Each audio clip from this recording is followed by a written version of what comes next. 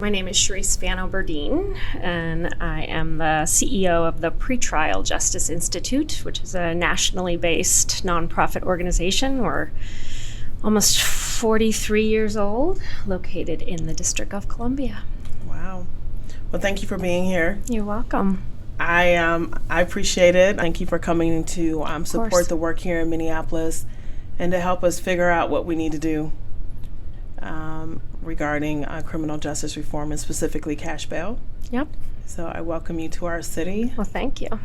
The timing of this is just fascinating for me because so I've been working in criminal justice reform. I'm 48, and I've been working in criminal justice work since I got out of graduate school when I was 24 years old. My first job was at the Justice Department, and my first boss was Jeremy Travis, who is a well-known entity in criminal justice. He was President Clinton's appointee to head the National Institute of Justice, where he was for quite some time.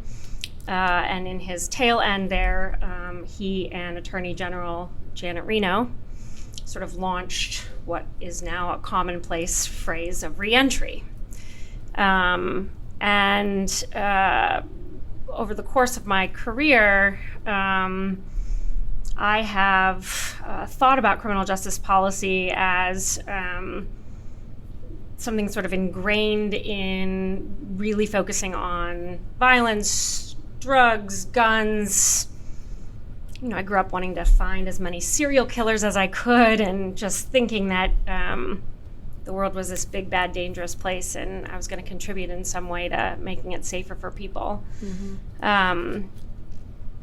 And here I am, 25 years later, and I feel like I have been sort of slowly swimming upstream most of the time. So working in reentry, and then I went to Chicago and worked at the Safer Foundation, which is one of the nation's largest and oldest reentry service providers on the west side of Chicago, serving both the west and south side of Chicago, actually, all of greater Chicago. And I didn't do direct service. I was a consultant, sort of an in-house consultant. But I watched my colleagues work to reattach people to housing, employment, and their families, either their kids or their mothers or their aunts or their children. And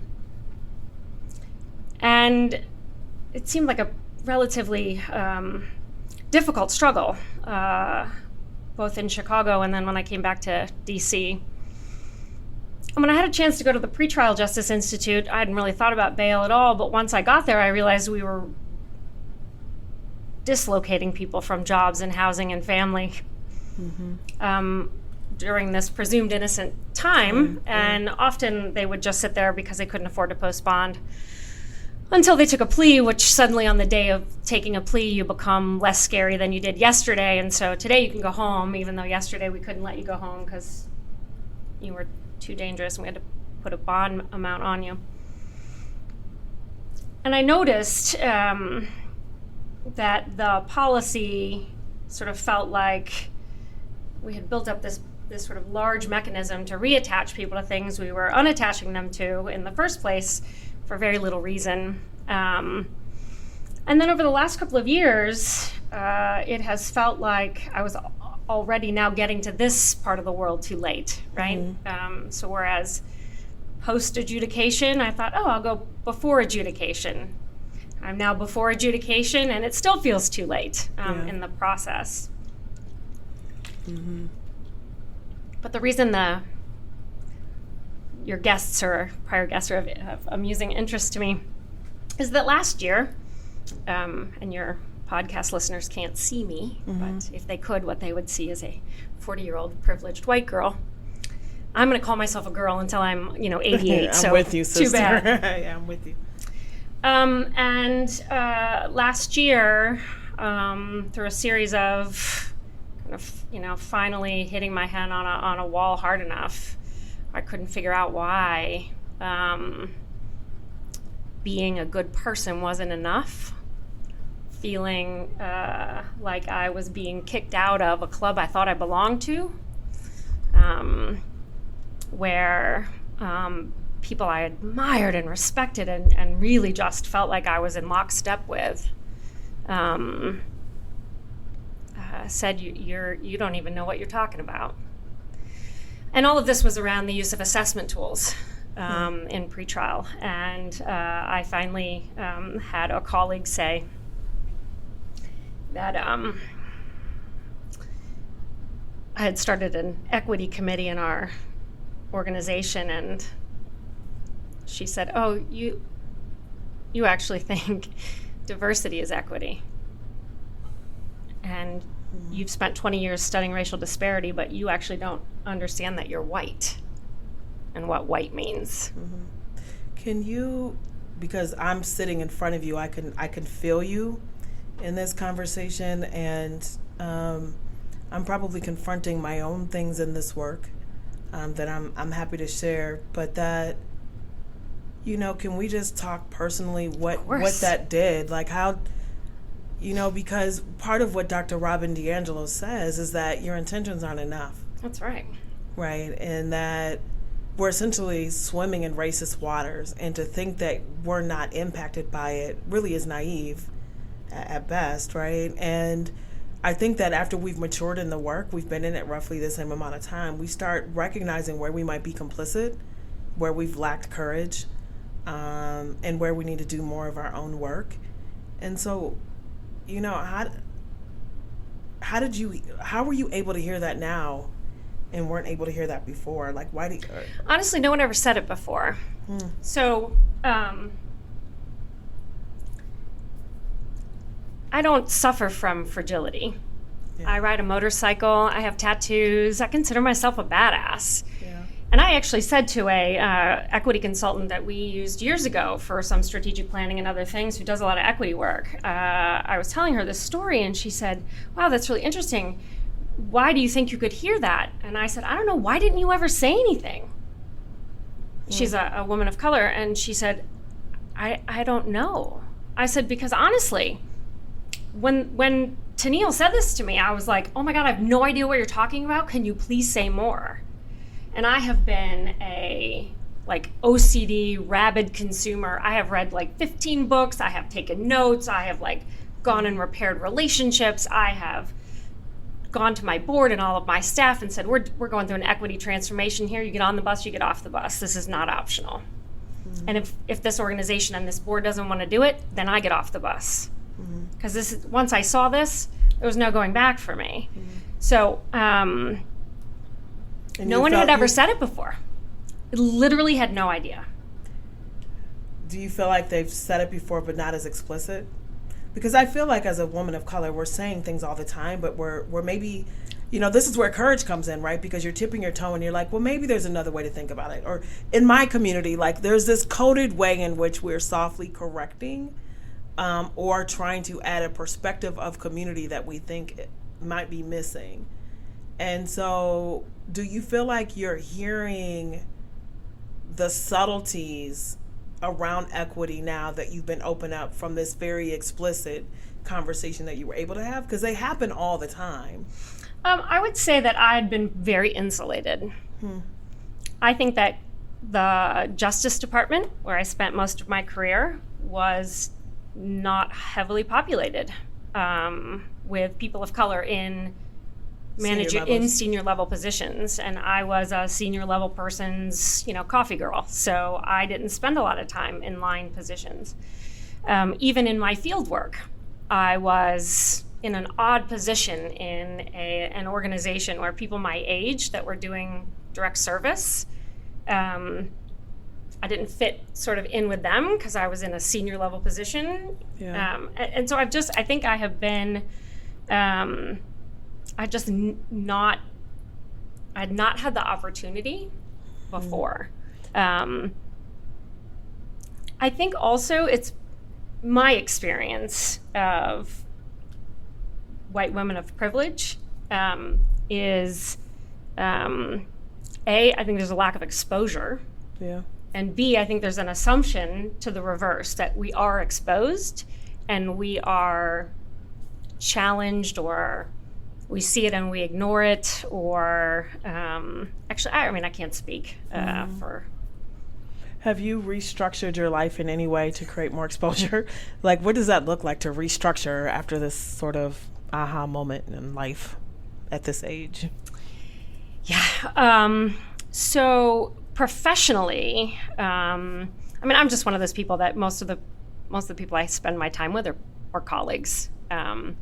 So structurally, yes, both in terms of I have a lot more opportunity in the advocacy space and the activists who are heavily working in the pretrial and criminal justice space.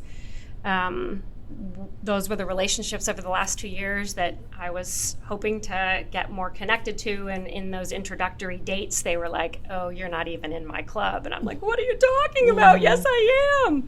They're like, "No, you're not." Yeah.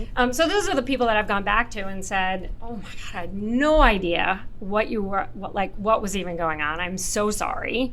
Here's what I'm doing. Here's what I'm committed to. And I just want to be in dialogue, and let me know, I'm here to listen and translate what it is." So my organization plays this odd role. So we have for 40 years served as a sort of free consultant paid for usually by the federal government to help state and local government do their work in the front end of the system. Most likely with county government helping them with jail population management. So if jails got crowded, they would call us and say, "We think we probably have a lot of people in here pre-trial. Can you come and help us figure out what to do?" And we would go in and help them figure out how to decarcerate. For 40 years, all of that work has been done without any community voice, without any voice of the impacted. And so and then 2 years ago, when folks were like, "Well, we don't actually want the solution you've been putting in place for the last 40 years. We don't actually want any of that. We want this whole other model." My initial reaction was ridiculous, right? It was, "Well, where the hell have you been for 40 years when I could have used your help before?" Right. And what do you mean it doesn't work? Of course it works. How do I know it works? Well, first of all, because a group of people who look like me invented it, and we know that it works. And it works because the other white people who run these places, they listen to folks like us. And so we have this whole thing down. So don't disrupt this thing we got going. Right. Just sort of stick up for it with us. Can I ask that in your coming to terms with yourself, your work, and I'm really curious, so this has something to do with the Clinton administration too, right? And, kind of known for their policies they put forth that have increased in some ways the issues that we're trying to solve now in terms of the criminal justice system, that maybe right intentions, the impact though, right? And so when we think about the solutions that you worked for, were there things that you questioned or you felt like you would have done differently in retrospect based on what you know now? I mean, when you're young, I was in my 20s, late 20s, you think all these folks who are in their 40s and 50s, who have these positions appointed by the President of the United States, you just think these must be the right things to do because these are the folks that have been asked to do these jobs. Yeah. Even in the I was thinking about this recently. I went to graduate school in 1993, and criminology, theories of crime, when we had totally abandoned sort of sociological theories of crime and had moved into individual pathology of crime, right? So now it's the inverse of meritocracy. So everything is your individual fault, and people commit crime because they have some individual lack of care or concern for themselves or their fellow man. And so long abandon the actual causes of crime, which are economic and sociological and environmental. And so you grow up learning those. If you grew up in that time and you got into this work in that time, you were indoctrinated into this idea that you inherited, that people were responsible individually for their choices, and therefore the punishment response seems completely logical. Yeah.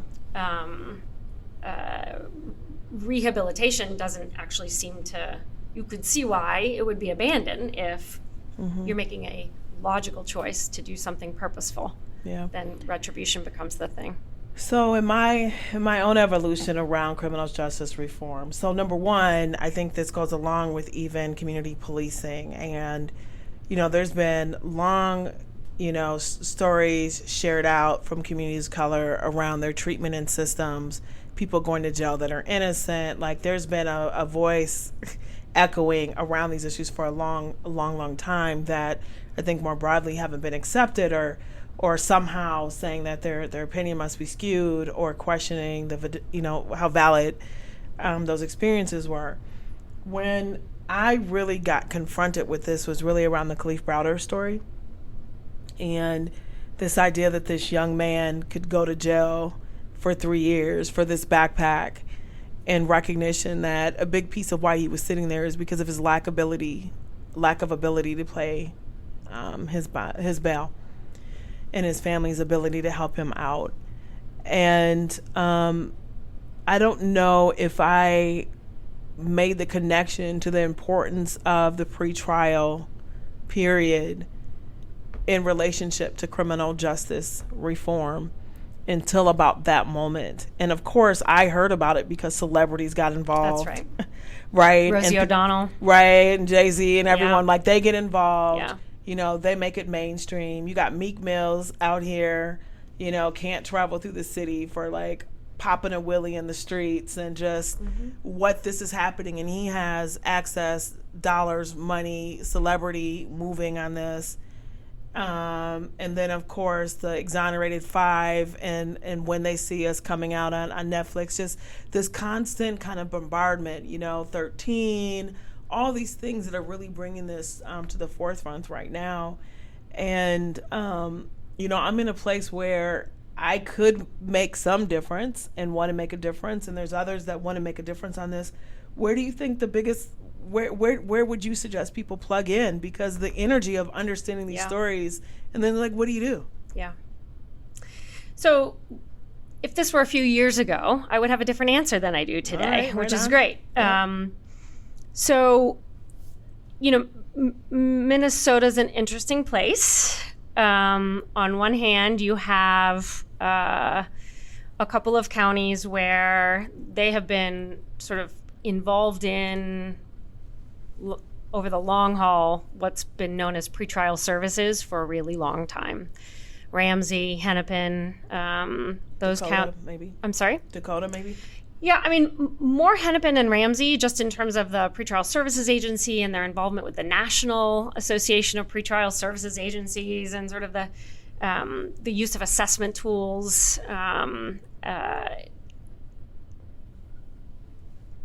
But for the most part in Minnesota, I would argue you sort of have a blank slate.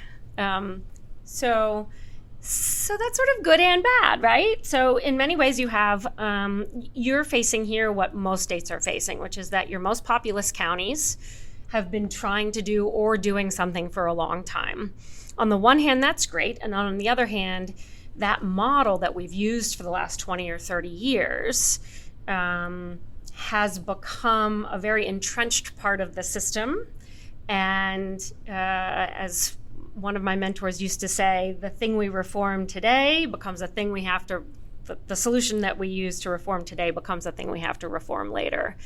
And so what has become in some of our largest counties across the country, what was reform once, which was assessing people and getting them out of jail, hopefully on bond, hopefully not on money bond, became a host of conditions in lieu of money bond that they couldn't meet. And those set of conditions have now become numerous and onerous.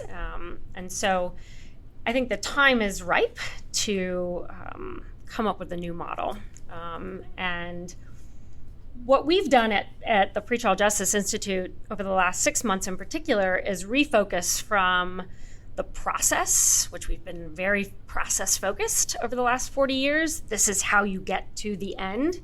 And instead just focusing on what are the outcomes that we're looking for, and can you quantify pretrial decarceration, and then say to communities, this is really the ultimate goal, right? And then whatever the solutions are to get there, the community should come up with as a community. So if you look at New Jersey, for example,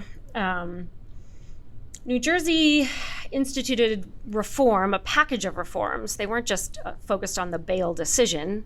They were a set of reforms that included discovery and speedy trial, the expanded use of citations in lieu of booking people into jail. They followed what we call the 4 R's at PJI. So the goals are to reduce the number of arrests, replace the money bail system that leads to incarceration,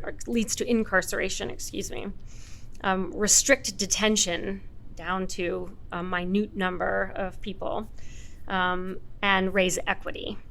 And the equity piece could be first, could be last in the R's, but really we put it at the bottom because in an image, it really is the underpinning of everything. And so in New Jersey, they're down now. In 2018, the data shows that they're detaining only about 4 or 5% of people before trial throughout the whole state. That's incredible. It's an incredible number. Now, what the next set of things to look at are how onerous are the conditions that are being set. No money is being set on the 95% of people who are being released. So the bondsmen are... There's no money to keep them out of jail, but there could be... Right. So we have to look and see. So who, what are the conditions being set? Right. The no money bond is synonymous with no financial conditions of release at all, meaning if you have conditions, they shouldn't come with any charge, right? So no fee associated with anything that you have to do before trial. But you shouldn't have to do much. But that's a standard model of kind of pretrial. And I think there are lots of opportunities to do community-based supports rather than state control supervision. Yeah. Is there a difference between bail and bond? So bail is the legal definition. The legal definition of bail is the contract between you and the court, the legal agreement between you and the court of the conditions that you will agree to and swear to that you'll uphold before going to trial. That usually is you agree to come to court without being rearrested. Bond is a type of bail. A bond condition is synonymous with money. But over the last 100 years, we have intertwined these words because the predominant mechanism for release before trial has become money bond. Gotcha. So I was reading a little bit on your 3 days count initiative. Can you share that with our audience? Sure. So about 3 or 4 years ago, we launched a campaign. It was a campaign because we had no money. So it wasn't an initiative. We didn't have any grant money to give away. We certainly didn't have any sort of free technical assistance to provide. We had a little. So we launched a campaign with the notion that what we really wanted to do was have states sort of stand up and kind of pledge that at the state level, either the legislature, the chief justice of a state, or the governor's office, one of the 3 branches of government, or 2 or 3 branches of government in partnership would come together and say, this state really needs to look at its bail practices across the whole state. We had noticed that certainly after 35 years of going county by county by county by county, you might as well just, it's like painting the Golden Gate Bridge. By the time you got to the end, you'd have to start over. And no matter how far you could get a county in elevating its practices to the height of decarceration, they were always capped by whatever the state statute said. And so if we could get a combination of local practice to move forward while the state was fixing whatever the statute problems were, or in many states, the Chief Justice has a lot of authority to issue court rule and that the statute defers to. If we could get these 2 things working together, you could speed up reform and you could codify it in law. So it wasn't dependent upon an election at the local level.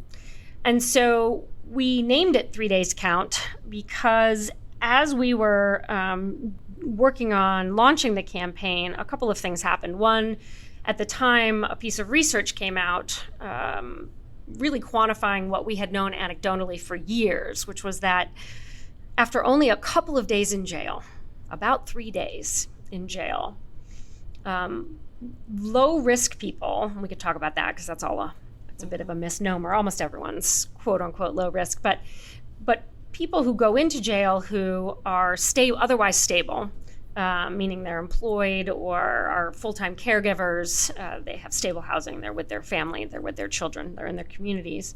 After just a couple of days, those things get disrupted almost immediately, and when they finally do get released, they are more likely in the future to be rearrested or fail to appear in the future. So we call it meaning like they would lose childcare, maybe lose their job, maybe lose their home. Yes. And that as a result of that spiral, then they end up getting into some situation that would bring them back to arrest. Yes. Or if they have a condition that they have to be employed. No, the first thing that you said, yeah. Okay. And it's not causal, so if there are any scientists listening to your podcast, it's not a causal relationship. It's just correlated. Okay. But as long as peanut butter is with jelly, we know they go together on a regular basis. You could pretty much suffice it to say correlation is good enough for me. And having worked in reentry, I just know that this is something that we at least in the physician's world, we should do no harm, right? And so we knew this was doing harm.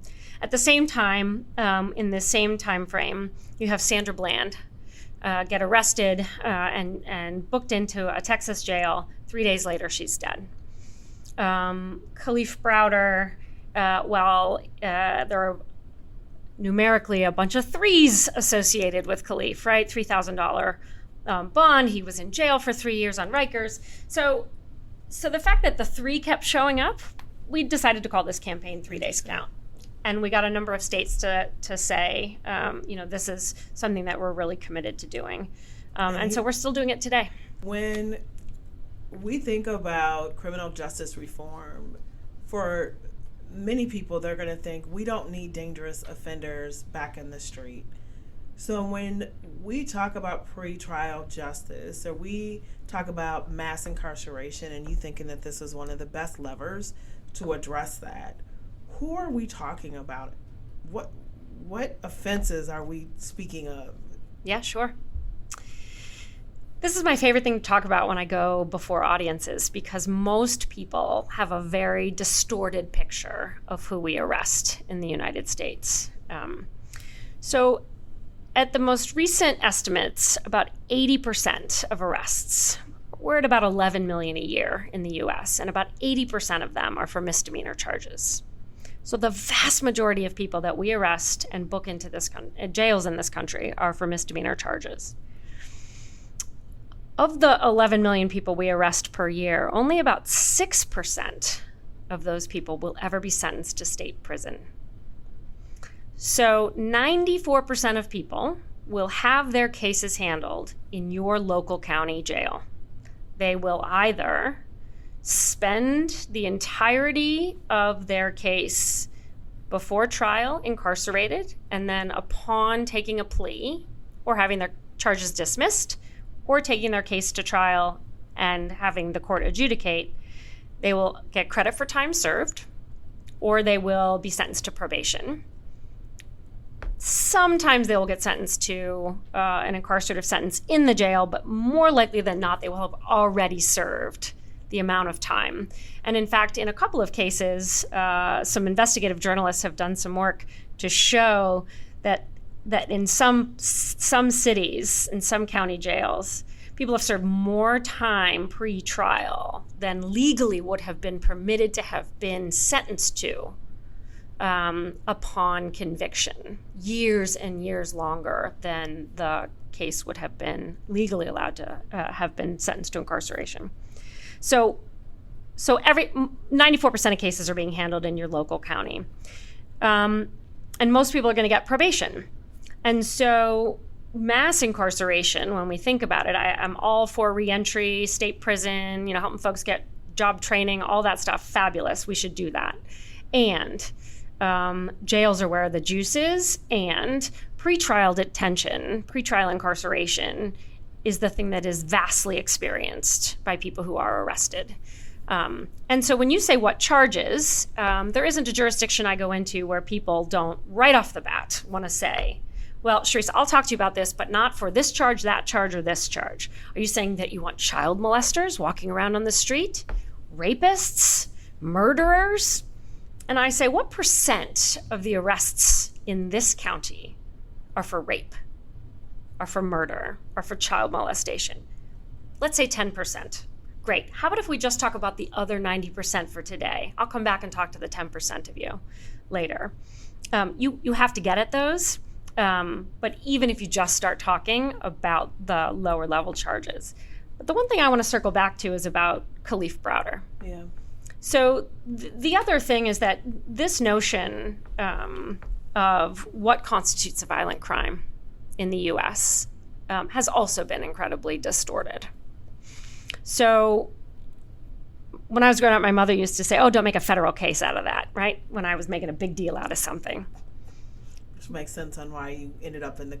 Right. Because I used to make a federal case out of everything. But now everything is, right? So now drugs and guns are federal charges, whereas everything just federal used to be white collar. So now those charges are federal crimes, which means we had a lot of room at the state level for things to be sort of felonies. I'm not saying there was a room in which a bunch of people sat around and said, let's make all of these things felony charges. Maybe there was. I'm just saying the ripping of a backpack off of someone's back. If he did it. Even just even objectively, if we're looking at a list of crimes, the ripping of a backpack off of another person which is what Kalief Browder went to jail for. Correct. Is categorized as a violent crime in that jurisdiction. And so I think that we've done a good job of selling people fear associated with certain crime types and labels. And so when folks talk to me about, well, surely I can't be talking about people charged with violent crime. The truth is, if you look at the return rate to court for even federal defendants charged with guns and drugs, return rates are people come to court over 90% of the time and they don't get rearrested. And so truthfully, people charged with murder have the lowest rearrest rate compared with other charges. It's not really something folks can get their heads around. Yeah, I'm not sure I can right now either.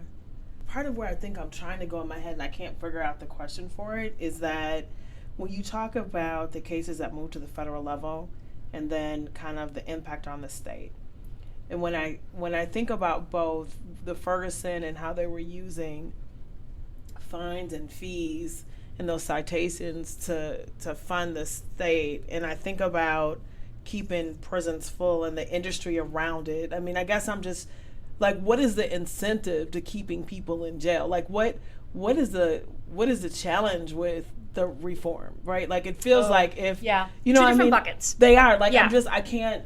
So in one bucket, I think you have the commercialization, the capitalization of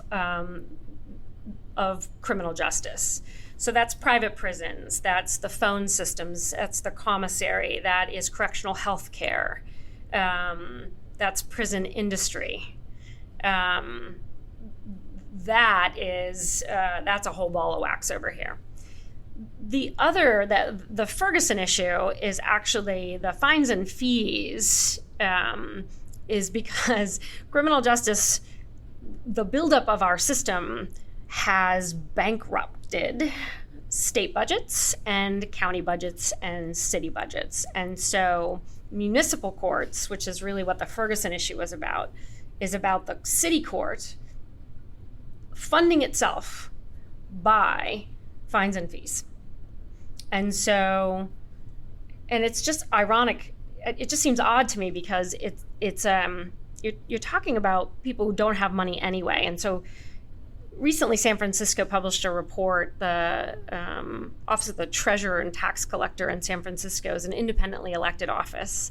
And the community went to them and said, how much money is actually being collected from the charges based on the telephone calls that people are getting billed for after they leave jail. And they were able to actually analyze that to show that it was actually costing the county more and the city of San Francisco more to run it the way they were running it than if they just simply paid for the phone calls outright. So there is because of the volume, the inability to fund our own criminal justice system as a government has happened. I used to work at the Justice Department. The Justice Department puts federal funds into the hands of state governor's offices to fund criminal justice activities. It's called the Justice Assistance Grant Program. It's billions of dollars that go from Congress out to the states. In the old days, that used to be maybe half of the state expenditure on criminal justice. In some southern states, it's almost 100% of the expenditure. So the state no longer has any money to spend on their own criminal justice infrastructure. They have run out of money. And it's almost 100% federal money that's being used to fund that. So we've run out of funds to be able to support the thing we've put in place. And so now we're looking to the people who are interacting with the system to actually fund their own incarceration. This is so complicated. And the bail issue. Yeah. So bondsmen fit over here in this sort of outsourcing or privatization of a function of the criminal justice system. Yeah. And it's all about an extraction of wealth. So listen, I've been almost woke now for 12 or 13 minutes. So this is how I talk now, right? All about extraction of wealth and exploitation. So if you think about what the purpose of all of this is, you could very easily start to see that debt and being in debt is as old as time itself, right? And so I remember when my mother said, "Oh, this is so great. You must be so excited. People with felony convictions can vote now in Florida." And then all of a sudden, right?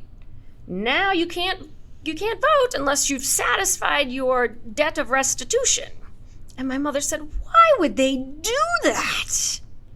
I said, "Because the point is to not give them the vote. And the debt is what keeps you. So the debt is what keeps you." So the bondsman is an outsourcing of this debt.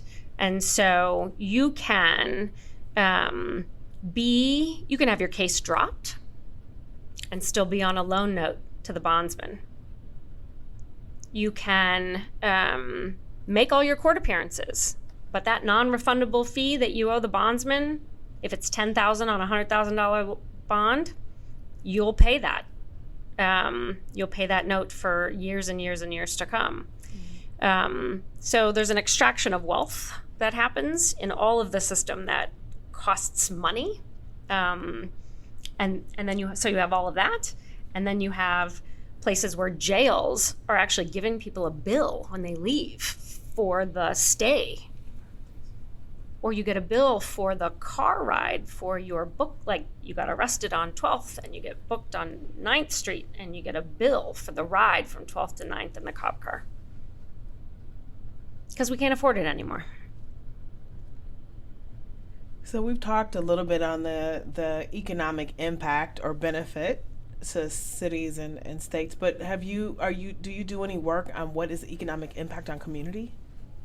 Not at the Pretrial Justice Institute. So, we're a shop of about 15 people. Okay. We're just a little shop, but we have lots of great partners that do an amazing amount of research. So the Vera Institute out of New York has a great initiative on, it's called In Our Backyards, where they're really looking at, in particular, a lot of the economic impact of jails in rural communities, sort of initially having been sort of sold this notion of economic boom and just the drain that it actually is on rural economy, and also a perpetuation of sort of the, there's just, it contributes a lot to racial tension.